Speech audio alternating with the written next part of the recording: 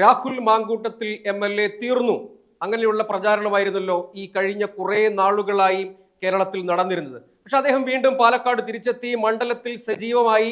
അതിനിടെ ഡിവൈഎഫ്ഐയുടെ പല സമര നാടകങ്ങളും കണ്ടു. അദ്ദേഹത്തിന് പിരായിരിയിൽ നടന്ന പരിപാടിയിൽ, ആ ഉദ്ഘാടന പരിപാടിയിൽ പങ്കെടുക്കുന്നത് തന്നെ തടയാനുള്ള ശ്രമം നടന്നു. അദ്ദേഹം കൂളായി പുറത്തേക്ക് ഇറങ്ങി, ആ സ്ഥലത്ത് പോയി ഉദ്ഘാടനം നിർവഹിച്ചു, തിരികെ പോയി.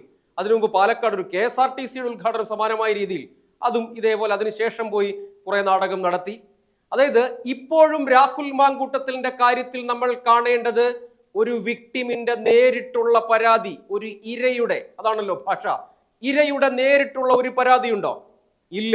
പരാതിക്കാരാരാണ്? ഒരു പൊതുപ്രവർത്തകൻ, ഒരു ഹഫീസ്, മറ്റൊരു വക്കീൽ, ഒരു അഭിഭാഷകൻ. ഇവരുടെ പരാതിയല്ലേ ഉള്ളൂ.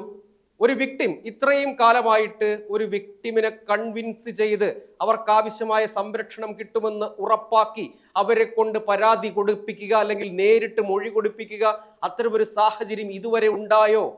ഇതുവരെ അതിന് കഴിഞ്ഞോ? അന്വേഷണ ഏജൻസി സംസ്ഥാന സർക്കാരിൻ്റെതാണല്ലോ, അന്വേഷിക്കുന്നുണ്ടല്ലോ.